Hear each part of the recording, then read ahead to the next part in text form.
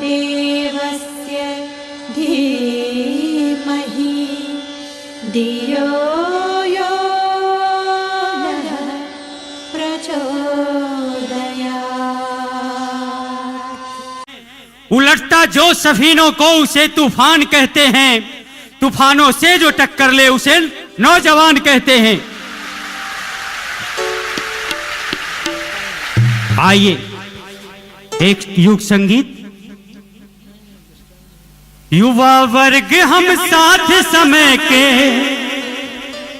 युवा वर्ग हम साथ समय के, चलकर स्वयं दिखाएंगे। हम संस्कृति के लिए विवेकानंद स्वयं बन जाएंगे। हम संस्कृति के लिए विवेकानंद स्वयं बन जाएंगे। युवा वर्ग हम साथ समय के, युवा वर्ग हम साथ समय के, चलकर स्वयं दिखाएंगे। हम संस्कृति के लिए विवेकानंद स्वयं बन जाएंगे। हम संस्कृति के लिए विवेकानंद स्वयं बन जाएंगे।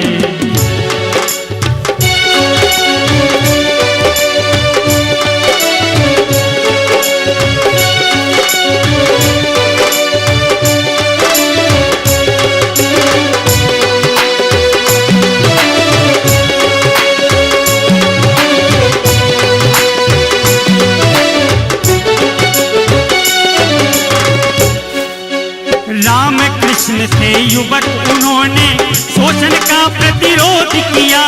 राम कृष्ण थे युवक, उन्होंने शोषण का प्रतिरोध किया। अत्याचार अधर्म देखकर असंगठित विरोध किया। अत्याचार अधर्म देखकर असंगठित विरोध किया।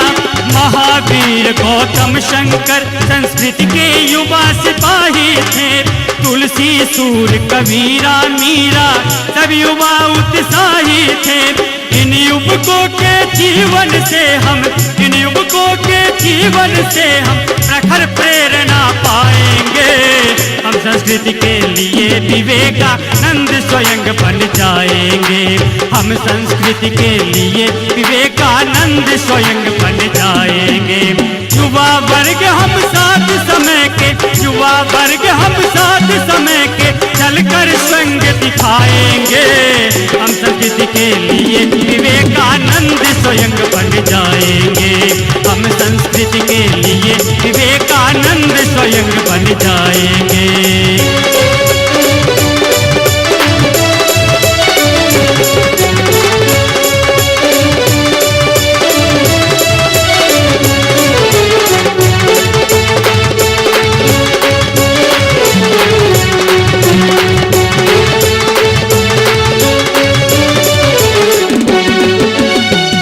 शिवाजी ने प्रताप ने अद्भुत शौर्य दिखाया था। युवा शिवाजी ने प्रताप ने अद्भुत शौर्य दिखाया था। इसी अवस्था में मंगल पांडे ने अपना बिगुल बजाया था। इसी अवस्था में मंगल पांडे ने अपना बिगुल बजाया था। भगत सिंह आजाद बोसिया सब युवा बलिदानी थे। इनके जीवन देश प्रेम की सचमुच अमर कहानी थे भाई, सचमुच अमर कहानी थे। मातृभूमि के लिए उन्नीसा, मातृभूमि के लिए उन्नीसा हम भी शौर्य दिखाएंगे। हम संस्कृति के लिए विवेकानंद स्वयं बन जाएंगे। हम संस्कृति के लिए विवेकानंद स्वयं बन जाएंगे। युवा वर्ग हम साथ समय के, चलकर स्वयं दिखाएंगे। हम संस्कृति के लिए विवेकानंद स्वयं बन जाएंगे। हम संस्कृति के लिए विवेकानंद स्वयं बन जाएंगे।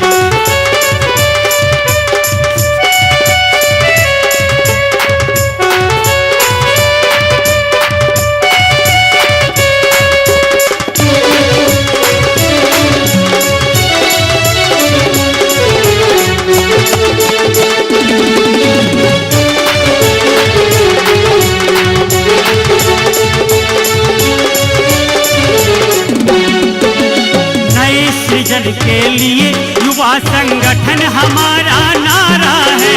नए सृजन के लिए युवा संगठन हमारा नारा है। हमको है विश्वास भविष्य उज्जवल बहुत हमारा है। साक्षी है इतिहास समय संग हमको चलना था है। कहीं लड़खड़ाए तो हमको स्वयं संभलना था है। हमसे जो भी भटक गए हैं, हमसे जो भी भटक गए हैं, उन्हें सुपथ पर लाएंगे। हम संस्कृति के लिए विवेकानंद स्वयं बन जाएंगे। हम संस्कृति के लिए विवेकानंद स्वयं बन जाएंगे। युवा वर्ग हम साथ समय के चलकर स्वयं दिखाएंगे। हम संस्कृति के लिए विवेकानंद स्वयं बन जाएंगे। हम संस्कृति के लिए विवेकानंद स्वयं बन जाएंगे। हम संस्कृति के लिए विवेकानंद स्वयं बन जाएंगे। हम संस्कृति के लिए विवेकानंद स्वयं बन जाएंगे। हम संस्कृति के लिए विवेकानंद स्वयं बन जाएंगे। दोनों हाथ गोद में कर ले, कमर सीधी, नेत्र बंद, उगते हुए स्वर्णिम सूरज का ध्यान करें। ऐसा भाव करें कि हम अंदर से ओजस्वी तेजस्वी हो रहे हैं। हमारी सारी बुराइयां धुल रही हैं। परम पूज्य गुरुदेव परम वंदनीय माता जी की सूक्ष्म रूप उपस्थिति में गायत्री महामंत्र हमारे साथ साथ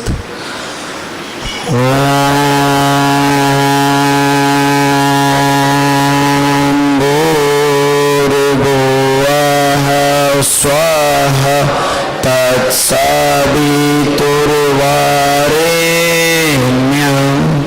भर्गो देवस्य धीमहि धियो यो नः प्रचोदयात्। सूक्ष्म रूप में उपस्थित परम पूज्य गुरुदेव परम वंदनीय माता जी, मंचासीन परम आदरणीय अरुण जायसवाल, श्री अरुण जायसवाल जी, श्री आदरणीय युवा प्रकोष्ठ के संचालक प्रांतीय पूरे बिहार के कोऑर्डिनेटर आदरणीय मनीष भैया, आदरणीय विजय बाबू जी, हमारे कोचिंग के संचालक आदरणीय माताओं बहनों भाइयों एवं बहनों, सबको नमन वंदन। परम पूज्य गुरुदेव परम वंदनीय माता जी की असीम कृपा है कि आज हम लोग आपके बीच आए हुए हैं। यहाँ पर सारे युवा बैठे हैं। बहुत सारे युवाओं के मन में होता है कि गायत्री परिवार, गायत्री परिवार, गायत्री परिवार, गायत्री परिवार में क्यों जुड़े, किस लिए जुड़े, क्या मिलेगा। आज का युवा कहीं जुड़ने से पहले सोचता है हमें मिलेगा क्या। मेरे मित्र, एक लाइन में आप स्पष्ट कर लीजिए कि गायत्री परिवार में अगर आप जुड़ते हैं तो आपको जीवन जीने की कला मिलती है, जिसका घोर अभाव इन दिनों समाज में है।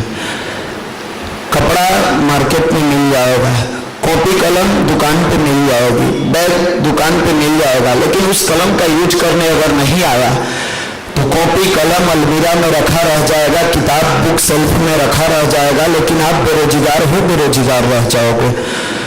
गायत्री जिस युवा की जिंदगी में आती है उसकी एक अलग चमक होती है। गायत्री जिस व्यक्ति की जिंदगी में आती है उसका परिवार अलग हो जाता है। युवा यहाँ आने का एक उद्देश्य है, हम अपने आप को बेहतर कैसे बनाएं। 5 मिनट हम परिचय देना चाहते हैं। जो हमारे दाहिने साइड बैठे हैं आदरणीय मनीष भैया, 1995 में शुरुआत की है पटना में युवाओं के लिए। पटना में आए, पटना में 95 में भीड़ कम थी, लेकिन पटना यूनिवर्सिटी, मगध यूनिवर्सिटी के बहुत सारे छात्र रहते थे।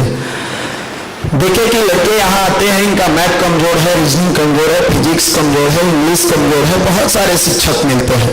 आपको भी सहरसा में बहुत सारे टीचर मिलते होंगे। जो सब्जेक्ट कमजोर है बैग उठाए, सर जी देख लीजिए ना, थोड़ा मेरा कमजोर है, आप वहां पहुंच जाते हैं।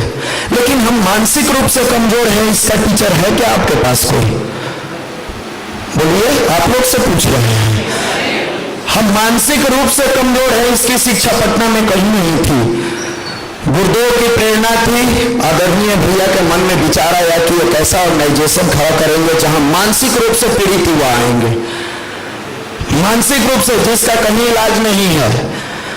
और 1995 में 4 लड़कों से आपने शुरू किया। आज गुरुदेव के आशीर्वाद से उसमें लगभग 1.5 लाख यूथ मेंबर है। हम लोग जैसे 1.5 लाख, हम भी आज आपके सामने बोलने, 2 शब्द कहने का अगर हिम्मत जुटा पाए हैं तो आपसे गुरुदेव की आशीर्वाद रही है, लेकिन प्रेरणा आपसे मिली। 2001 में जब मैट्रिक पास करके हम पटना में आए तो भागते हुए जब युवा मंडल में पहुंचे और पहली बार आपकी वक्तव्य को सुने, मुझे लगा कि जिंदगी में कोई एक ऐसा बंदा मिला जो मुझे दोस्ती करनी चाहिए। और हर संडे को भागते रहे, हर संडे को आते रहे। 6 साल तक कभी आपसे बातचीत नहीं किए, केवल आपकी बातों को सुना। 6 साल 7 साल के बाद हिम्मत जुटा पाए कि अब आपके पास आके कुछ कह पाए।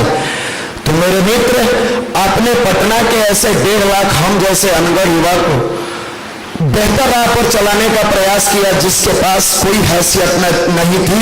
हैसियत इट मीन्स न बोलने की, न चलने की, न बात करने की, न कुछ करने की। और आपने अपने मार्गदर्शन में एक बड़े भाई के रूप में इतना प्यार से, सहकार से हम लोगों को प्यार दिया कि आज पटना का commissioner, income tax commissioner Ajay Singh, Ajay Jadeja के नाम से जाने जाते हैं, वो आपके मार्गदर्शन में बना। धनबाद का डिस्ट्रिक्ट जज जो एक भूसा बेचने वाले का बेटा था, आपके मार्गदर्शन में बना। हम जैसे लाखों अनगढ़ों को आपने सुगढ़ बनाया। तो हम चाहते हैं एक बार जोरदार ताली से हमारे प्रेरक, हमारे मार्गदर्शक जो आपके समक्ष बैठे हैं, उनका स्वागत किया जाए। बगल में हमारे बैठे हैं विजय कुमार शर्मा जी। चिर युवा आप कहिए। आप लोग सोचे होंगे कि वह प्रकोष्ठ के कार्यक्रम में बाबा जी क्यों आए हैं, बूढ़े बाबा क्यों आए हैं। मेरे मित्र, जब आप सुनेंगे विगत 5-6 वर्षों से लगातार बाबूजी के साथ हम लोग कार्य कर रहे हैं। एक ऐसा जुनून, एक ऐसा जोश, कल गाड़ी में हम लोग रास्ते में आ रहे थे, कुछ ऐसी दुनिया के बारे में आपने हम लोगों को मार्गदर्शन किया जो आज के युवा के लिए जरूरी है। मेरे मित्र, इस उम्र में भी आप रेलवे के इंजीनियर से रिटायर होने के बावजूद भी गुरुदेव की प्रेरणा को लिए हुए जन जन में उनके विचारों को फैलाते हैं। और मानसिक रूप से, देखने में शारीरिक रूप से युवा लगता है कि जवान है, लेकिन वो मानसिक रूप से बूढ़ा हो चुका है। तो मानसिक बूढ़ा को जवान बनाने का काम हमारे आदरणीय बाबूजी करते हैं। एक बार जोरदार ताली से हम स्वागत करते हैं। बहुत समय नहीं लेते हुए अपने टॉपिक पर आते हैं। आज का टॉपिक है छात्र जीवन में अध्यात्म। क्यों चाहिए अध्यात्म? इस उम्र में बैंक की नौकरी चाहिए, रेलवे की नौकरी चाहिए, एसएससी की नौकरी चाहिए, आईएएस बनेगा, आईपीएस बनेगा, डॉक्टर बनेगा। ये अध्यात्म लेकर करेगा क्या? ये ऐसा नहीं लगता कि गायत्री परिवार वाले लोग फंसा दिए आपको? कितने लोगों को लगता है कि फंसा दिया गया है? हाथ उठाएंगे। मंदिर में जो झूठ बोलेगा उसकी नौकरी नहीं होगी। हाथ उठाइए, कितने लोगों को दिल से लगा?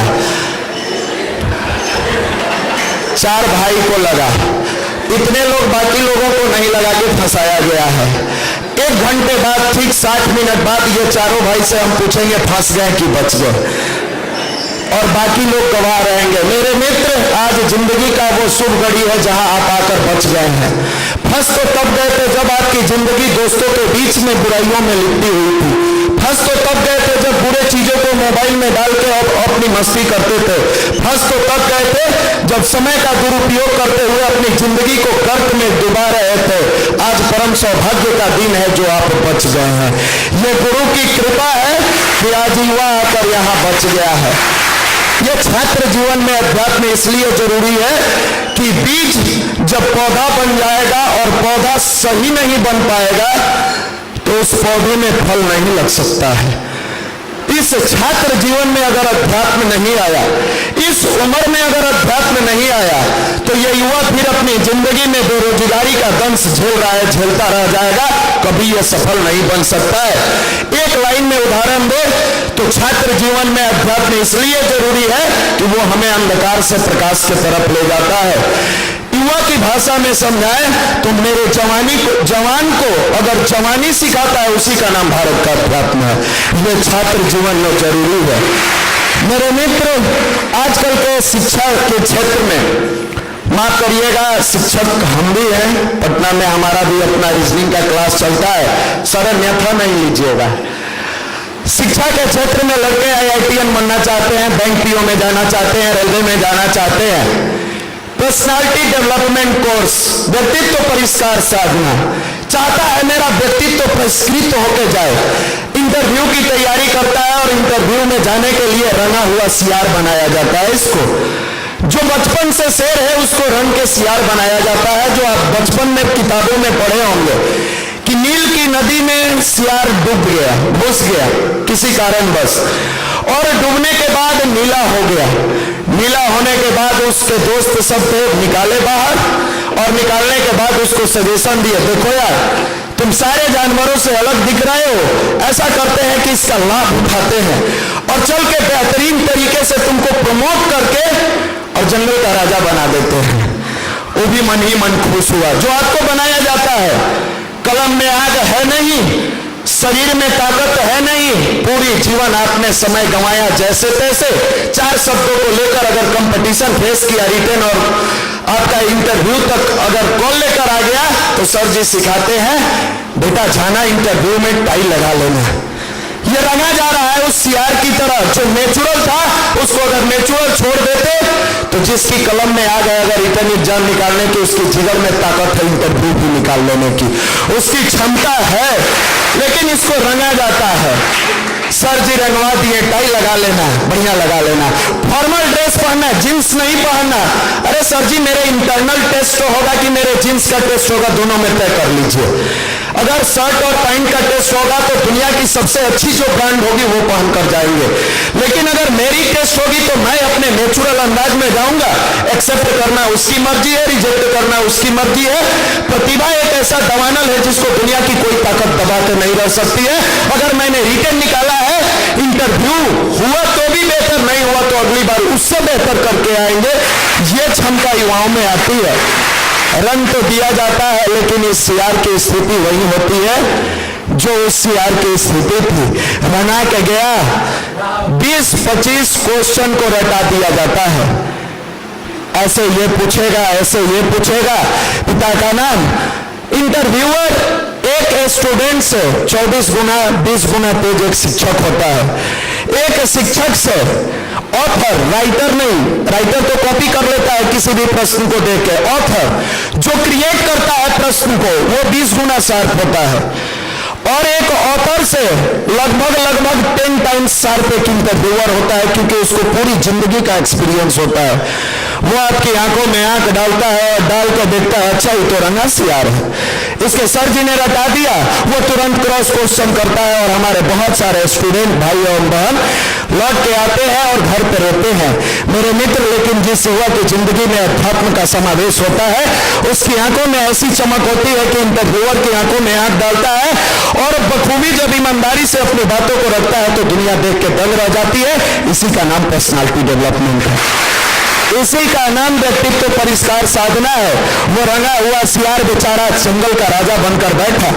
उसके दोस्तों ने सिखाया तू कभी बोलना मत, तुम्हें बोलने तो आता नहीं, 4 पढ़े लिखे के बीच में बोलोगे, कहा दोस्त क्या हाल है, वो तुरंत समझ जाएगा अच्छा है नहीं स्मार्ट, दिखा रहा है, स्मार्टफोन लेके स्मार्ट दिखा रहा है कि हम स्मार्ट हैं। जींस और टी शर्ट पहनकर स्मार्ट दिखा रहा है। अरे स्मार्टनेस विवेकानंद की थी, स्मार्टनेस हमारे परम पूज्य गुरुदेव की थी, स्मार्टनेस महर्षि अरविंदो की थी। स्मार्ट वो व्यक्ति होते हैं जिनका गुण, कर्म और स्वभाव स्मार्ट होता है। सियार बेचारा बैठ गया, रंग दिया गया था।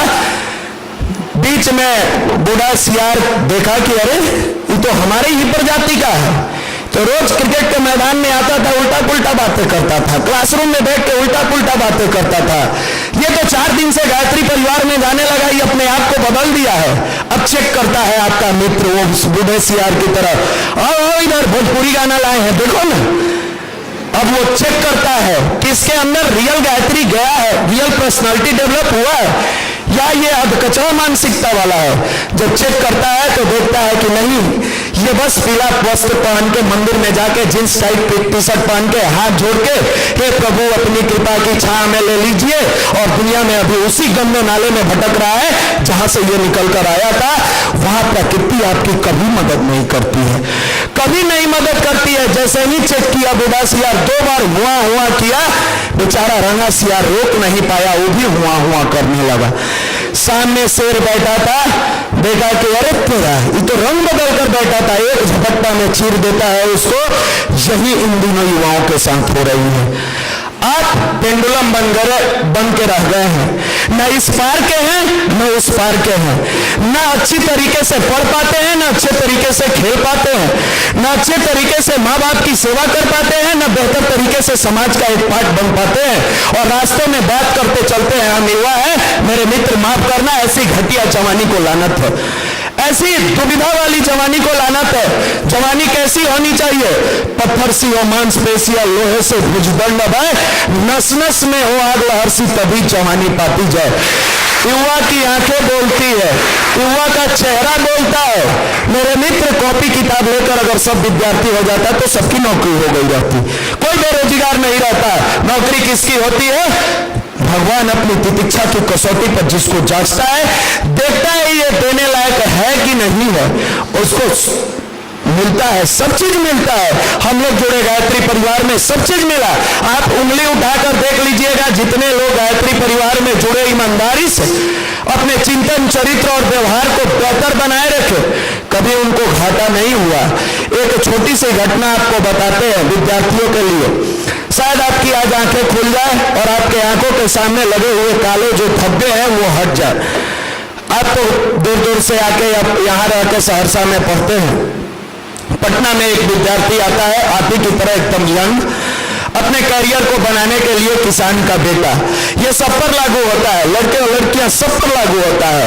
आप जो प्रॉमिस करते हो अपने पेरेंट्स से, अपने माँ बाप से, मैं IITN बनूंगा, मैं इंजीनियर बनूंगा, मैं आर्मी में जाऊंगा, मैं एयरफोर्स में जाऊंगा, आप ही की तरह एक वादा करने वाला लड़का आता है पटना में, जिसको 2008 के बोर्ड के एग्जाम में 89% नंबर रहता है, माँ बाप का इकलौता संतान। पिताजी बेचारे किसान मजदूरी का काम करने वाले, बहुत ज्यादा जगह जमीन नहीं था, लेकिन बेटा की प्रतिभा को देखकर उनके मन में ललक उठी, मेरा बेटा अगर पढ़ लेगा, अधिकारी बन जाएगा, IITN बन जाएगा, मेरे सारे कष्ट दूर हो जाएंगे।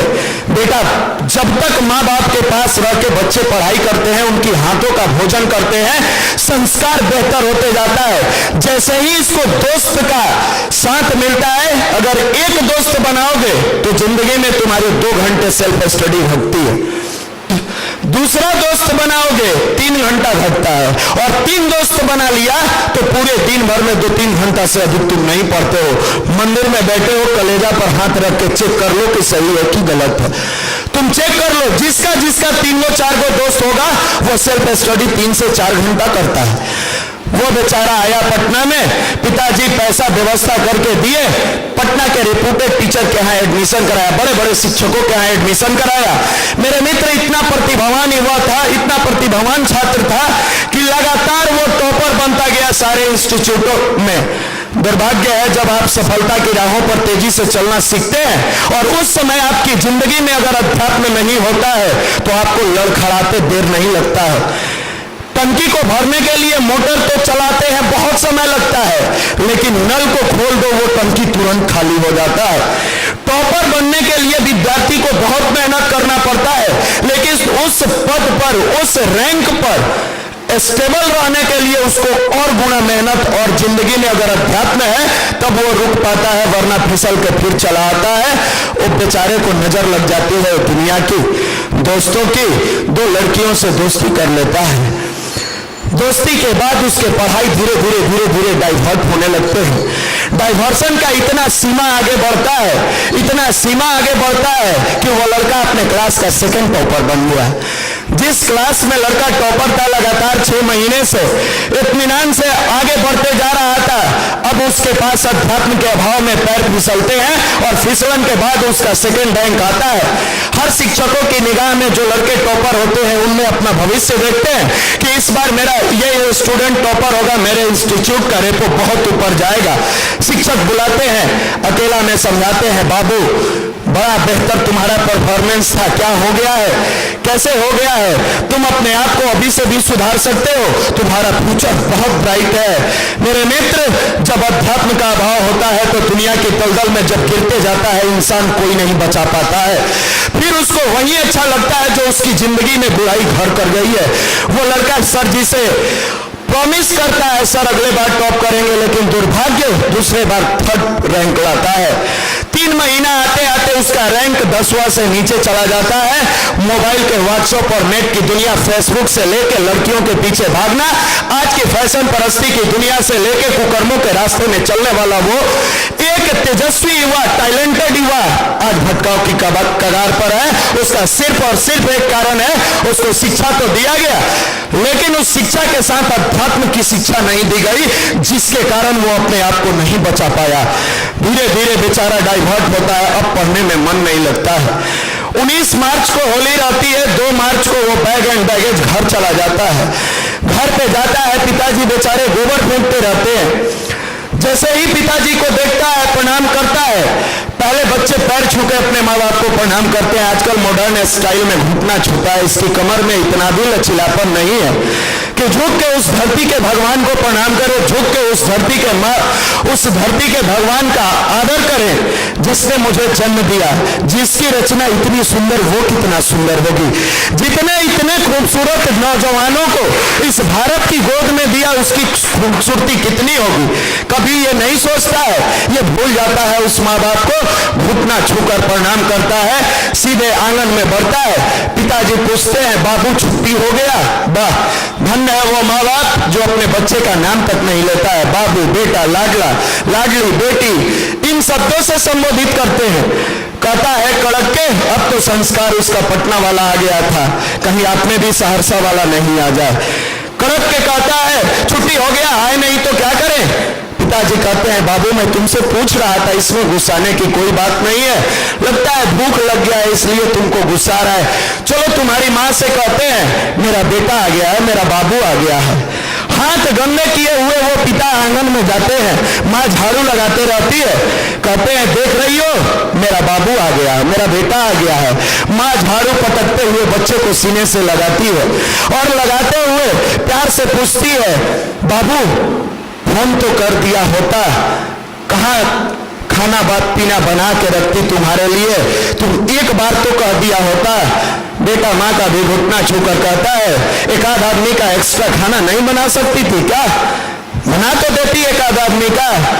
माँ कहती है, वाह धन्य है बेटा तू, जिस गरीबी में तेरे पिताजी दर दर की ठोकर खा रहे हैं, जिस मजबूरी में 2 वक्त की रोटी जुटाने के लिए मशक्कत कर रहे हैं, उस बच्चे, उसका बेटा ये कहेगा रोज 2 आदमी का एक्स्ट्रा खाना बनाए। कभी अपनी माँ से पूछा, माँ कितनी रातें सिसकते हुए बिताई हो और भूखे सोई हो? क्या आपने कभी पूछा माँ कई बार कितना कष्ट हुआ आपको पैसा देने में, कितना कष्ट हुआ हमको सहरसा में पढ़ाने में? कोई बाल बच्चा नहीं पूछता, ये अपनी दुनिया में मस्त रहता है, कहता है हम साइंटिफिक युग के युवा हैं। वो बेचारा कहता है, माँ कहती है खैर चिंता मत करो, तुम बैठो तुम्हारे लिए पूरी भुजिया बना देती हूँ। ये बच्चा जब घर जाता है कभी माँ बाप के पास नहीं रहता है।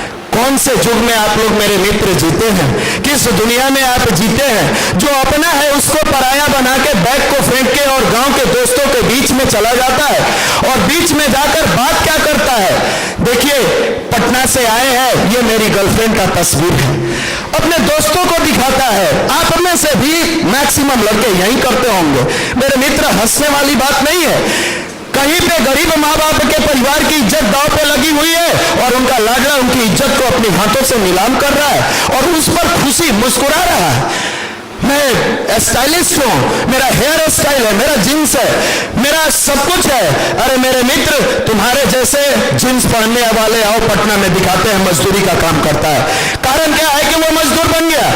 कारण एक है कि उसकी जिंदगी में अध्यात्म का समावेश नहीं हुआ था, वो अपनी आप को पहचान नहीं पाया था और इस कारण से वो दर की ठोकर खाने लगा। वो एक अच्छा नागरिक बनने के बजाय, एक बेहतर इंसान बनने के बजाय, एक राष्ट्रभक्त होने के बजाय जैसे तैसे शराब और नशा में लिप्त होकर अपने समय को व्यतीत कर रहा है। माँ खाना बना के इंतजार करती है, दोस्तों के बीच में से 8 बजे लौट के आता है। वो 8 बजे जब लौट के आता है वहां से, आश्चर्य होगा आपको, लौटने के बाद उस लड़के को देख के माँ फूले नहीं समाती है, मेरा बाबू आ गया। खाना निकालती है और निकालने के बाद अपने आप उसको खिलाने का प्रयास करती है, खिलाने का प्रयास करती है। जैसे ही बच्चा खाना खाने बैठता है, माँ प्यार से पूछती है, बाबू पटना में इतना दिन से था, कभी हमारी याद नहीं आई? वाह, ये माँ बाप पूछेगा बच्चों से कि मेरी याद आई कि नहीं आई?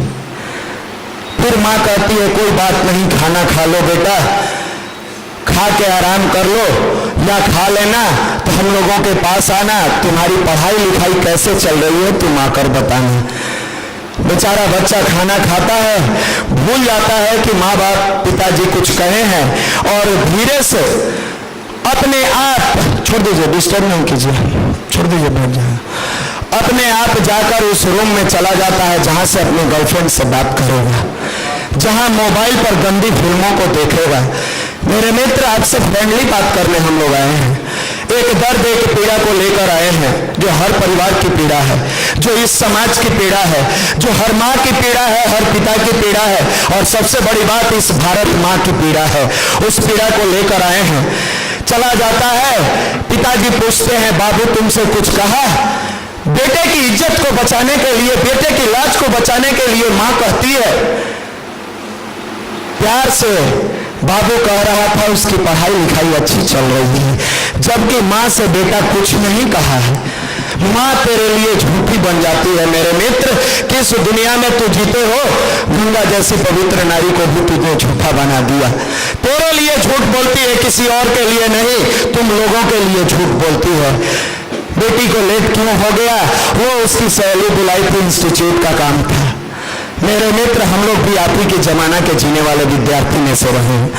हम लोगों ने कभी जिंदगी में माँ बाप को कष्ट नहीं दिया, और इसी का नाम अध्यात्म है, इसी का नाम गायत्री महामंत्र है। गायत्री की चिंगारी जब जवानी से जुड़ जाती है तो उसका इतना बड़ा ट्रांसफॉर्मर बनकर पैदा होता है, जिससे पूरी दुनिया में बॉल और बत्ती जलाया जाता है। अपना परिवार कौन करे, पूरी दुनिया के परिवार को प्रकाशित करने वाला सपूत पैदा हो जाता है। परम पूज्य गुरुदेव उसका सबसे बड़ा उदाहरण है। सबसे बड़ा उदाहरण तस्वीर लगी हुई है। एक गायत्री की चिंगारी उनकी जिंदगी में जब जलती है, पूरे 118 कंट्री के लोग आज दीवाना और पागल बनके गायत्री गायत्री कर रहे हैं, साधना कर रहे हैं। मेरे मित्र, धीरे धीरे धीरे धीरे होली समाप्त होता है। वो बच्चा पटना आने के लिए तैयार होता है। होली के अगले दिन पिताजी से जाकर कहता है, पापा मुझे कल पटना चला जाना है। पिताजी कहते हैं, बेटे 1 दिन और रुक जाओ, अनाज बेचे हैं, पैसा मिल जाएगा, परसों चला जाना। कड़क के कहता है, नौकरी नहीं होगा तो कहिएगा नहीं हुआ, और आज कहते हैं कि पैसा नहीं है, हम पढ़ेंगे कैसे? वाह बेटा वाह, अगर तू पढ़ने वाला होता और 19 मार्च को होली थी, 2 मार्च को छुट्टी भी हो जाती, तो 17 मार्च तक अपने लॉज और हॉस्टलों में ईमानदारी से पढ़ाई करता। 17 तारीख को तू घर आता, माँ बाप के साथ प्यार से होली मनाता, और फिर पिता के आदेशों पर उनकी परिस्थितियों से समझौता करते हुए माँ बाप का आशीर्वाद लेकर तू लौटता, और दुनिया की कोई ताकत नहीं थी जो तुम्हें पराजित करती। तू अजय रहता और तुम्हारी विजय कदम चूमती। लेकिन पिताजी कहते हैं, अच्छा बाबू चिंता मत करो, मैं कुछ पैसे का इंतजाम कर देता हूँ। आंगन में जाते हैं, अपनी पत्नी और बच्चे की माँ से कहते हैं, बाबू जाने का मन बना लिया है, 4000 रुपया पड़ोसन से मांग कर लेते आओ। माँ जाती है पड़ोस में 4000 रुपया मांगने के लिए। पहले तो झूठा बनाया, अब तो भिखारन बना दिया। अब क्या चाहते हो, माँ रोड पर उतर जाए? क्या चाहते हैं आप लोग? गंगा जैसी पवित्र नारी, देवी स्वरूपा शक्ति की अवतार, जिसकी बदौलत तूने धरती को देखा, वो तेरे लिए भिखारन बन जाती है। भीख मांगती है हाथ पसार के पड़ोसन के यहाँ जाकर। लानत है तेरे जैसे नौजवानों को जो अपने माँ को भिखारन बनाकर भी दुनिया और फैशन परस्ती की चीजों में लिपटे हुए हो। लानत है तेरी जवानी पर। तू कहता तो है मैं जवान हूं, लेकिन तेरी जवानी किस काम की जब तेरी माँ भीख मांग रही है और तू हट्टा कट्टा नौजवान 4000 रुपया कमाने में सक्षम नहीं हो। क्या करोगे ऐसी जवानी लेकर? क्या करेगा ये देश ऐसा IAS लेकर? क्या करेगा ये देश ऐसे IITN को लेकर और ऐसे मेडिकल और डॉक्टर को लेकर जिसके पास अपने माँ की रक्षा करने की ताकत नहीं है? वो भारत माँ की रक्षा कभी नहीं कर सकता, कभी नहीं कर सकता है। आप झूठे विद्यार्थी हो मेरे मित्र, माफ करना, बुरा मत मानना, हम लोग सर्विसिंग करने के लिए आए हैं। आप झूठे विद्यार्थी हो। विद्यार्थी तो वो है जिसके अंदर अपने माँ बाप के प्रति करुणा हो, जिसके अंदर अपने माँ बाप के प्रति लड़क हो। तुम दोस्ती करते हो, उसके प्यार में किस चीज की कमी रह गई थी कि तुम बाहर में दोस्ती खोजते हो? फेंकी हुई रोटी कौन खाता है? जोर से बोलना। फेंकी हुई रोटी कौन खाता है? हम नहीं बोले हैं। आपके प्यार में कमी है जो कुत्ते की तरह रोड पर तुम हिलाते चलते हो। आप ना मर्द हो नपुंसक हो, मर्द हो ही नहीं सकते। माफ करिएगा, आप लोगों को कुछ नहीं कह रहे हैं, ये हमारे भाई जैसे हैं इसलिए इन लोगों को थोड़ा प्यार दे रहे हैं। आपके अंदर है जवानी, आपके अंदर है ताकत। आप जाके कहते हो गायत्री परिवार में क्यों जाए? गायत्री परिवार में इसलिए जाए कि नपुंसक को मर्द बनाता है, इसलिए जाओ गायत्री परिवार में, वरना ये भारत नपुंसकों का फौज बन जाएगा। इस भारत की मिट्टी में नपुंसक युवा रहेंगे, मर्द युवा खोजने पर नहीं मिलेगा। मेरे मित्र, वो माँ आंखों में आंसू लिए हुए जाती है पड़ोसन के यहाँ, तुम्हारे लिए, किसी और के लिए नहीं। हाथ पसार के भीख मांगती है। इमोशंस नहीं है आपके पास, सूख गया इमोशंस है। जिस माँ ने 9 महीने दर्द से पाला उसके प्रति कोई लगाव नहीं। यार, सबकी माँ एक जैसी होती है, आपकी और हमारी माँ में कोई अंतर नहीं है। भगवान सबके लिए एक है तो माँ सबके लिए एक है, उसमें कोई अंतर नहीं हो सकता। जाती है बगल में हाथ पसारती है, पड़ोसन कहती है 150 रुपया जो आपने लिया वो लौटाया नहीं, अभी तक नहीं लौटाया, और आप आए हैं फिर पैसा मांगने, नहीं मिलेगा। फिर जाती है पड़ोस में दूसरे जगह, वहां हाथ पसार के मांगती है, वहां भी नहीं मिलता है। तीसरे जगह जाती है, वहां भी नहीं मिलता है। चौथे दरवाजे पर हाथ पसारती है, 4000 रुपया निकाल कर दिया जाता है। जैसे ही 4000 रुपया उसके हाथ में मिलता है, माँ के हाथों में मिलता है, हाथ में लिए हुए, आंखों में आंसू लिए हुए परमात्मा से एक प्रश्न पूछती है, मालिक, मैंने बच्चे को तो जन्म दिया, लेकिन मैं उसे ईमानदारी से पढ़ा क्यों नहीं पा रही हूँ? खैर कोई बात नहीं है, चाहे कितनी भी मशक्कत करके बच्चे को पढ़ा रही हूँ, मेरे बेटे को सफल बना देना, मेरे बाबू को सफल बना देना। एक माँ की दुआ नहीं है, हर माँ की आवाज है। आंगन में लेके आती है, पिताजी पूछते हैं बड़ा लेट हो गया, क्या कारण था? माँ फिर झूठा बनती है, दोहरी जिंदगी जीती है, मुस्कुराते हुए कहती है पड़ोसन इतनी अच्छी थी कि बैठा के चाय पिला रही थी। धन्य है वो देवी, धन्य है वो अवतार जो तुम्हारे लिए स्ट्रगल करती है। पड़ोसन तो अपमान की चौथे जगह पर पैसा मिला, लेकिन पति को बुरा न लगे इसके लिए कहती है वो बैठा कर चाय पिला रही थी। पैसा पिता के हाथों में देती है, आंखों में आंसू लिए हुए मन भारी करके चली जाती है अपने रूम में, आंसू पोंछ के आती है, बच्चा शाम में खेल के आता है। पैसा पिताजी देते हैं, कड़क के कहता है सुबह मांगे तो नहीं था और शाम में पैसा हो गया, आप भी हमसे झूठ बोलते हैं। वाह, तो इतना काबिल हो गया इस शिक्षा की दुनिया में कि बाप से जुबान लड़ाने लगा। तुम्हारे अंदर इतनी प्रतिभा हो गई इस 4 टके की ग्रेजुएशन और पीजी के पढ़ाई से, जो तुम्हारे अंदर बाप से जुबान लड़ाने की ताकत पैदा हो गई। पिता बेचारे कहते हैं बेटा आज तक दुनिया वाले को समय पर उधार नहीं लौटाया, झूठा कहता रहा, मुझे विश्वास नहीं हुआ। आज जब अपना औलाद झूठा कह रहा है, मुझे पूर्ण विश्वास हो गया कि मैं झूठा हूं। बेटे मैं गरीबी की दंश झेल रहा हूं, मेरे पास इतने पैसे नहीं है कि मैं तुझे पटना भेजकर पढ़ाऊं, फिर भी तुम्हारे लिए अपनी जिंदगी कुर्बान कर रहा हूं। ऐसा कर, मेरे दोनों किडनी को बेच दे और पैसे को लेकर अकाउंट में जमा कर ले, लेकिन एक शर्त है बेटा, अपनी माँ को खुशहाल करना, और जो होली के दिन गरीबी में फटी हुई साड़ियों में लिपटी थी, 2 साल बाद जब होली में लौट के आना, भले उसकी मांग में सुहाग न रहे, सिंदूर नहीं रहे, लेकिन उसके तन पर नई साड़ी देना, मेरा किडनी ले ले बेटा। वाह, वो बाप और ये बेटा बेटी बैठे हैं यहाँ आप लोग। बेटा कुछ नहीं समझ पाता है, जब अध्यात्म में रहता तब न समझता। मिट्टी उर्वरा होगी तो बीज पौधा बनेगा, मिट्टी बंजर है चाहे कुछ भी डाल लो मेरे मित्र नहीं टिकेगा। बीच बीच में कुछ लोग उठ के जा रहे हैं, पूर्व जन्म का प्रारब्ध है, नहीं टिकता है। भगवान के मंदिर में सब नहीं टिकता है, नहीं जाइए। बीच में भागने वाला तो 3 दिन पर गुराने मत रखिए, न तो पूरी जिंदगी के लिए भगवान भगौड़ा बना देगा। दर दर भागते रहोगे, 4000 की नौकरी दीजिए, वहां से भाग के वहां से भाग के वहां।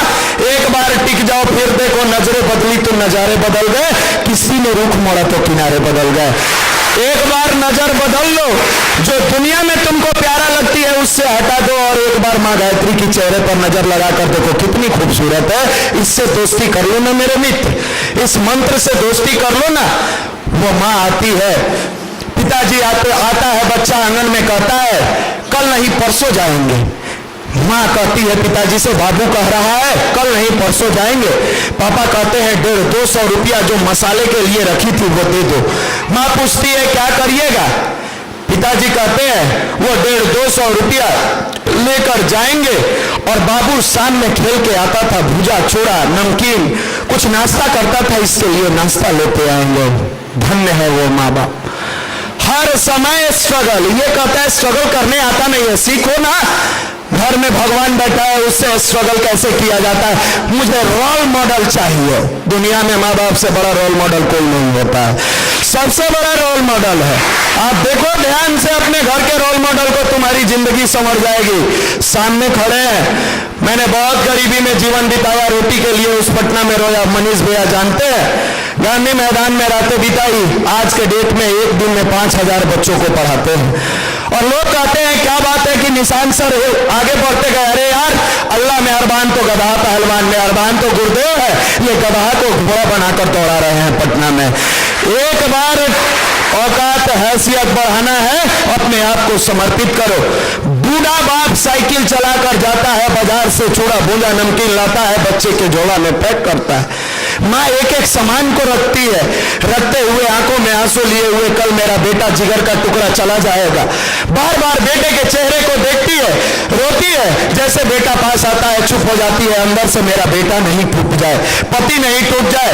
जैसे ही खाना खाकर गाड़ी पर चढ़ने के लिए बच्चा आगे बढ़ता है, माँ बाप के पैरों को छूता है। माँ सीने से लगाकर सारे शब्द की बांध को तोड़कर रोने लगती है, गाल को चूमते हुए कहती है बेटा जाओ, मन लगाकर पढ़ना, दिल लगाकर पढ़ना। बेटा आता है, भाग के बाइक पर चढ़ता है।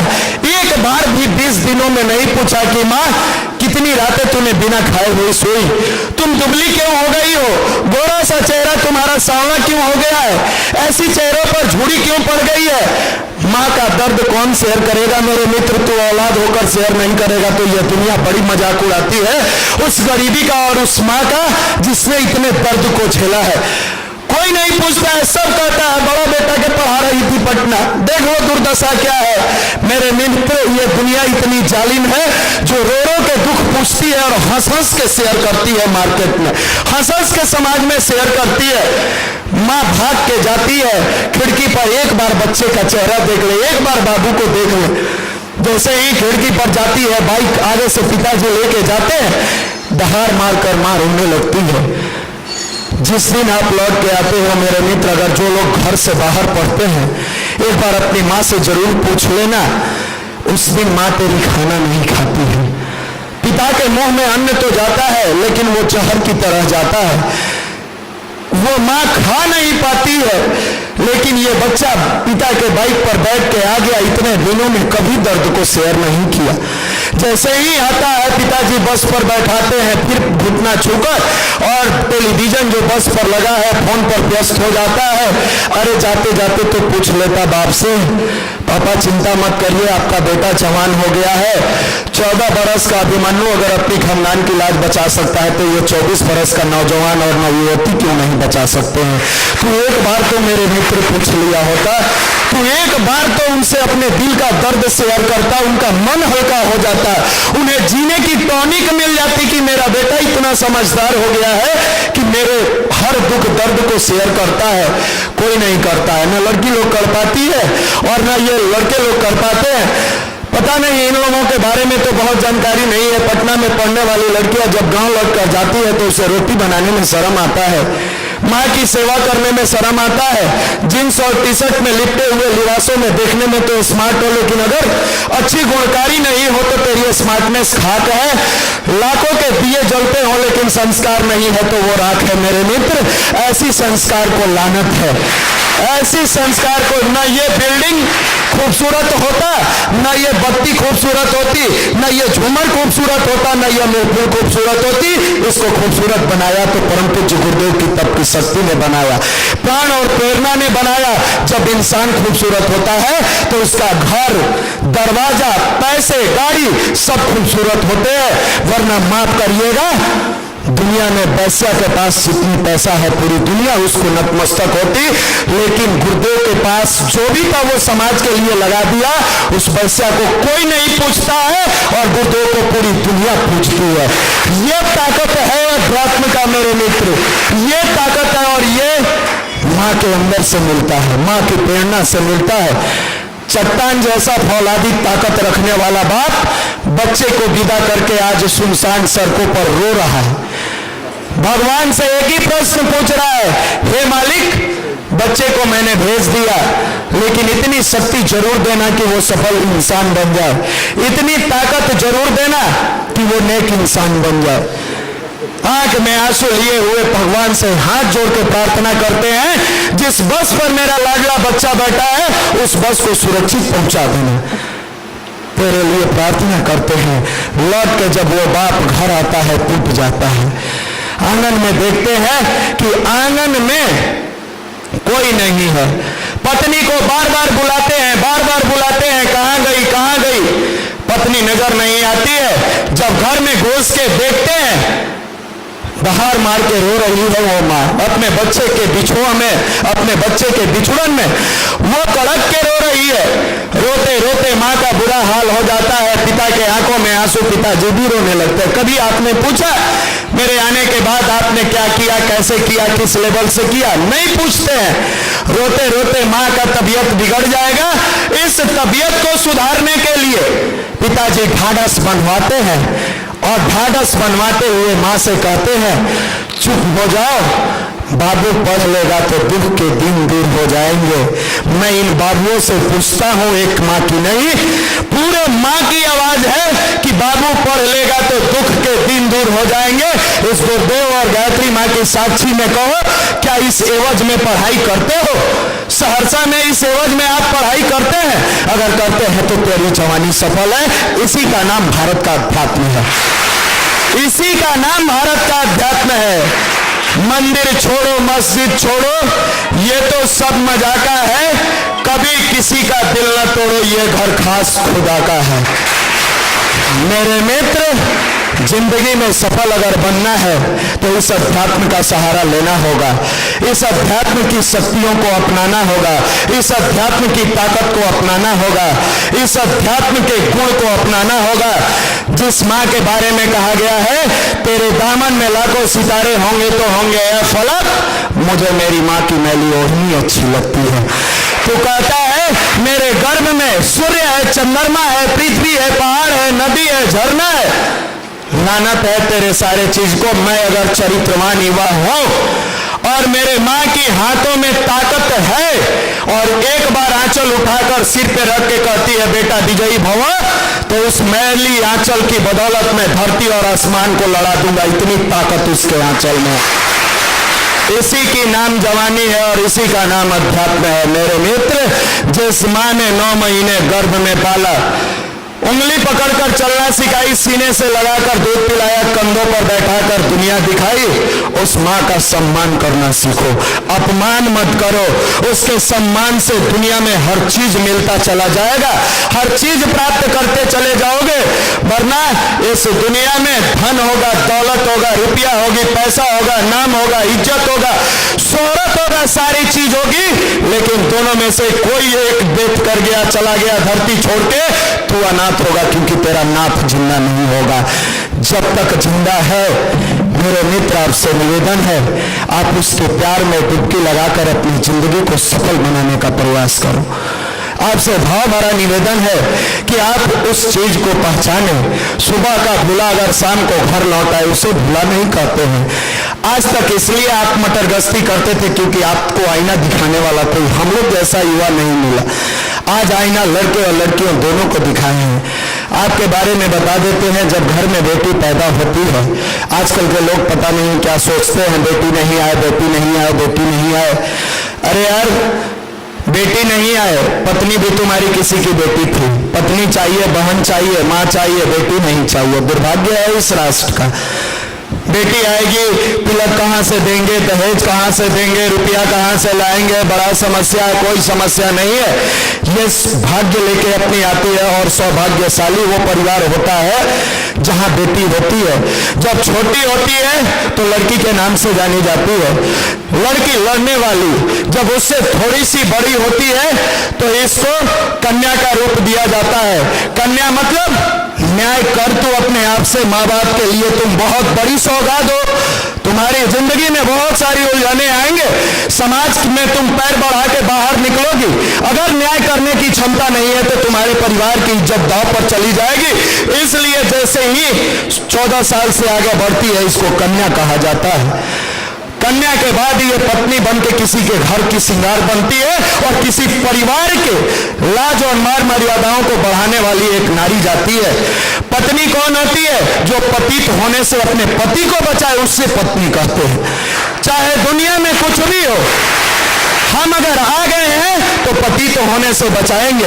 और फिर जब मां बनती है तो दुनिया की अथाह गंगा की सागर बनके सारे प्यार को अपने अंदर समाहित कर लेती है। मेरे मित्र, इस नारी के बारे में कहा गया है, नारी निंदा न करे नारी नर की खान, नारी से नर होते हैं ध्रुव प्रहलाद समान। ध्रुव और प्रहलाद जैसे तेजस्वी पुत्रों को जन्म देने वाली ये नारी है। आपसे भाव भरा निवेदन है, नारी का सम्मान करना सीखे। गुरुदेव का नारा है, नारी का सम्मान जहां, संस्कृति का उत्थान वहां। इसी का नाम भारत का अध्यात्म है। ना आपको सब्जेक्ट परेशान कर सकता है मेरे मित्र, ना आपको कैरियर परेशान कर सकता है। एक बार जब आप ध्यान के माध्यम से अपने अध्यात्म का समावेश अपने शरीर में करते हैं तो दुनिया में आपके कलम में चिंगारी पैदा होती है और साधारण गलेरिया का लड़का शिवाजी बनता है। नास्तिक नरेंद्र विवेकानंद बनते हैं। पेपर बेचने वाला व्यक्ति कलाम बनते हैं। पेट्रोल पंप पर तेल देने वाला व्यक्ति धीरू भाई अंबानी बनते हैं। साधारण IITian टॉपर होने वाला इंफोसिस का मालिक बनता है तो चौथा पास व्यक्ति पंडित श्री राम शर्मा आचार्य बनते हैं तो चाय बेचने वाले को पूरा देश प्रधानमंत्री बना देता है। ये ताकत होती है अध्यात्म का। दो चीज सीखना होगा, तुम ऐसी गंदे दुनिया में जीना चाहते हो या अच्छी दुनिया के अनुसार अपने आप को ढाल के अच्छा बनाना चाहते हो। गुरुदेव कहते थे, बेटे अच्छे वो नहीं है जो अच्छे बात बोलते हो, अच्छे वो नहीं है जो अच्छे दिखते हो, अच्छे तो वो है जो अच्छा करते हो। और आज युवा मंडल अच्छा करके दिखाया है। आज इस पूरे बिहार के लिए एक प्रेरणा स्रोत आदरणीय मनीष भैया, जिन्होंने हम जैसे युवाओं के अंदर अध्यात्म का बीज डाल के और फौलादी ताकत वाला युवा बनाया, जो विकट परिस्थितियों में धैर्य रखता है, जो वर्तमान चुनौती से लड़ने का लोहा लेता है। मेरे मित्र, न पद की गरिमा आपने रखा, न दुनिया की राज लोक माया रखा। पद की गरिमा होती कि CM द्वारा हमको अवार्ड मिलता तो आप इस लेवल से काम नहीं कर पाते। आपको पद की गरिमा होती कि हम युवा प्रकोष्ठ खड़ा करेंगे तो शांति कुंज से हमको बड़ा मेडल मिलेगा, तो शायद ये इमोशंस युवा प्रकोष्ठ को खड़ा नहीं करता। जब दुनिया लोक लाज मोह माया पद गरिमा से ऊपर उठता है तो समाज का निर्माण करता है। गुरुदेव ने किया और गुरुदेव के शिष्य होने के नाते आपने एक छोटा मॉडल खड़ा किया। इस सब कुछ संभव हुआ, इसका एक कारण है आपकी भी जीवन में अध्यात्म का समावेश था। ये छात्र जीवन में चाहिए। अब हम पूछेंगे इन चारों भाइयों से कि फंस गए कि बच गए। अब नहीं बोलेंगे बच गए कि फंस गए। आप लोग भी बच गए। मेरे मित्र, हम लोगों का यही प्रयास होता है, किसी के घर की लाज, किसी के घर के युवा, किसी के परिवार की इज्जत को बचा लेना। हम सब भाई बहन की तरह हैं। हम आपसे करबद्ध निवेदन करते हैं कि हर रविवार को जो यहाँ कार्यक्रम चलता है, आप जरूर उसमें भाग लें। दुनिया में कोई वक्ता अच्छा लगे या न लगे, जब इस माँ की गोद में बैठोगे तो जब दिल न लगे दिलदार हमारी गली आ जाना, भाग कर इस गली में आना। इतनी खूबसूरत गली है कि ये कभी सनमार्ग के अलावा कुमार्ग पर चला ही नहीं सकती है। दोस्तों की गली में जाओगे भटका देगा, मोबाइल में गंदी फिल्म दिखा देगा, लेकिन माँ की गली में आओगे तो बेटे की तरह डांटते रहोगे, प्यार भर के पटना जैसे भेजी थी तुम्हारे जिंदगी में IAS बना देगी। इसी का नाम मेरे मित्र भारत का अध्यात्म है। आज के लड़के और लड़कियां जो प्रेम वाली बात करते हैं, मेरे मित्र कोसों दूर रहो। ये रूप के आकर्षण का बिकाऊ चीज है, इसमें टिकाऊ होता ही नहीं है। वो टिकाऊ तब होगा जब तुम्हारे अंदर अध्यात्म होगा। अगर कोई लड़की का फोन करते हो, कहते हो देखो भाई घर वाला बड़ा प्रेशर बना दिया है, चलो भाग के शादी कर लेते हैं। अब तो एक उदाहरण देते हैं कि आप चेक करना, आपकी दोस्त हो तो चेक करना कि तुम कैसी लड़की से दोस्ती किए हो। भाग के शादी कर लेते हैं, कोर्ट मैरिज कर लेते हैं। अगर कहती है चलो चलो भाग चलते हैं, सोचना दुनिया की सबसे सुपरलेटिव डिग्री की घटिया लड़की से तुम्हारी दोस्ती हुई है। सबसे घटिया लड़की से दोस्ती हुई है। जिसके रग रग में माँ बाप का खून दौड़ रहा है, वो अपने माँ बाप के इज्जत को लात मार के और तब तुम्हारे साथ भागेगी। जो अपने बाप के इज्जत को लात मार सकती है, जब मौका आएगा तुम्हारे इज्जत को भी लात मार देगी। ये टिकाऊ नहीं है मेरे मित्र, ये चेहरे के आकर्षण पर दिखता है, कभी मत फंसना इसमें। और अगर कहती है कि नहीं नहीं भागेंगे, हमारे माँ बाप की इज्जत है, सोचना नारी होकर वो अपने परिवार की लाज बचाती है। अभागा तो तू है जो लड़की के पीछे भाग के अपने परिवार की इज्जत को बेचता है। अरे मेरे मित्र, एक ऐसा टाइम और पीरियड आएगा जहां माँ बाप खोज के तुम्हारे अच्छे परिवार में अपने अनुसार आपके मनो अनुकूल शादी कर देगा। अभी तो जवानी का समय है, पढ़ाई में लगाइए, अच्छे कार्यों में लगाइए, समय का सदुपयोग करिए। यही युवा है, इसी का नाम जवानी है और इसी का नाम जोश है। मेरे मित्र, एक बार सही तरीके से अगर गायत्री की साधना के साथ अध्यात्म आ गया तो आप सही रास्ते पर चलते चले जाओगे। मत भागो उन लड़कों के पीछे जो तुम्हें गलत राह पर दौड़ाते हैं। मत भागो उस दुनिया के पीछे जो ब्रांड की दुनिया दिखा के और तुम्हें गलत रास्तों पर घेर देती है। भागो उन संस्कारों के पीछे जो साधारण गडेरिया के लड़का को वहां तक पहुंचाया, नास्तिक नरेंद्र को विवेकानंद बनाया। साधारण से अग्नि की उड़ान किताब कभी पढ़िएगा, मौका मिले तो। APJ अब्दुल कलाम की जीवनी है। विंग कमांडर की नौकरी में असफल होने के बाद उन्होंने मायूस हो गए थे। महात्मा से मुलाकात होती है, कंधों पर हाथ रख के कहते हैं चिंता मत करो बेटा, नियति को जो मंजूर होगा नियत समय पर करा देगा, तेरी झोली में डाल देगा। तो चिंता मत कर, सत्कर्म कर, फल की इच्छा छोड़ दे, मिसाइल मैन के नाम से जाना जाए। आज पूरी दुनिया कहती है APJ अब्दुल कलाम चले गए, शरीर त्याग दिए, मर गए। अरे मेरे मित्र, मरे हुए व्यक्ति का नाम नहीं लिया जाता है। APJ अब्दुल कलाम अमर हो गए, अमर हो गए इस राष्ट्र में। हर बच्चे में वो क्षमता है, उस क्षमता को बढ़ाने का नाम भारत का अध्यात्म है। आप पूछिएगा कैसे बढ़ेगा?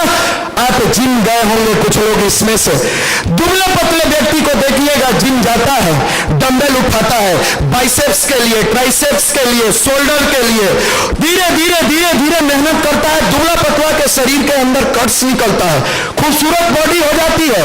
ये विज्ञान है कि चमत्कार है? विज्ञान है। जब आप गायत्री की साधना करते हो, 20 मिनट का ध्यान करते हो, इस ब्रह्मांड की, कॉस्मोस की एनर्जी वो आपके मस्तिष्क के माध्यम से शरीर में अवतरित होती है।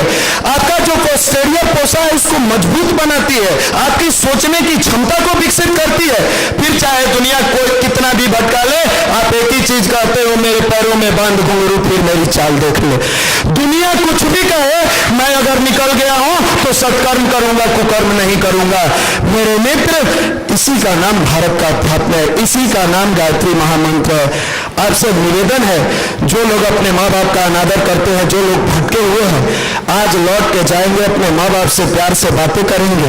और ये 3 दिन का पर्सनालिटी डेवलपमेंट कोर्स, बहुत सारे के मन में होगा मेरा क्लास है, मेरा ट्यूशन है। अरे यार, तुम 20 साल से ट्यूशन पढ़ के क्या किया कि आज तक चलने नहीं आया? तो सोच लो कि 3 दिन तुम्हारे घर में किसी की शादी है और शादी में घर गए हो। यही सोच के डेली भाग के आओ और यहाँ 3 दिन PDC का कोर्स करो। 3 दिन के बाद आप महसूस करेंगे कि मैं भटका हुआ वो नौजवान था जो था तो शेर, लेकिन भेड़ की झुंड में चला गया था। जब आईना दिखाया गया कि मैं शेर हूं, फिर से तुम्हारी कलम पर सरस्वती विराजमान होगी और आप सफल नागरिक बनते चले जाइएगा। यही आवाज लेकर, यही दर्द और पीड़ा लेकर हम लोग पटना से आए हैं। मेरे मित्र, आप सभी लोगों से निवेदन है कि आप बहुत बेहतर इंसान हो, आप में कोई शक नहीं है। आप अपने रास्ते को थोड़ी सी सही दिशा दे दो, आपकी जिंदगी बदलती हुई चली जाएगी। आप सारे लोगों से पूछते हैं अच्छा लगा कि नहीं लगा? लगा ना? हाथ उठाइए। परम पूज्य गुरुदेव, परम वंदनीय माता जी के समक्ष हम संकल्प लेते हैं, आज से 3 दिन का पूरा क्लास समय के साथ अटेंड करेंगे। हे परमात्मा, हमें इतनी शक्ति दे, हम अपने कार्यों को बेहतर तरीके से करते हुए गुरु कार्य करें, अपने जीवन को सफल बनाए। आपके चरणों में सत नमन। हाथ नीचे कर लेंगे। इसी का नाम भारत का अध्यात्म है। आप बहुत बेहतर इंसान हैं, ऐसी हम प्रार्थना करते हैं परम पूज्य गुरुदेव और परम वंदनीय माता जी से कि आपको सही राह चलाएं, सही राह दिखलाएं। जो भी बातें अच्छी लगी होगी परम पूज्य गुरुदेव परम वंदनीय माता जी का था, उनकी चरणों में समर्पित करते हैं। जो भी बातें बुरी लगी होगी वो मेरा अपना था, भाई समझकर माफ करेंगे। बहुत बहुत धन्यवाद। मैं फिर से नमन वंदन आदरणीय मनीष भैया के चरणों में करता हूँ कि आज आपकी बदौलत मेरे अंदर यह प्रेरणा है कि हम अपने भाइयों के बीच 2 शब्द कहते हैं। मेरे मित्र, पटना में 10,000 गरीब बच्चों को पढ़ाने का काम आपकी प्रेरणा से आप जैसे नौजवान कर रहे हैं। कोई बिना शुल्क लिए नियमित 4 से 6, 10,000 गरीब बच्चों को पढ़ाने का काम चलता है। आपका बहुत बहुत धन्यवाद। यहाँ पर बुलाएं, हम लोगों के मार्गदर्शक भी हैं, बहुत प्यारे हैं, युवा प्रकोष्ठ को सदैव समर्थन करते रहे हैं और दिल में आपकी भी स्थान है। और एक बार जोरदार ताली से हम अपने गार्जियन अरुण जायसवाल जी का भी स्वागत करते हैं।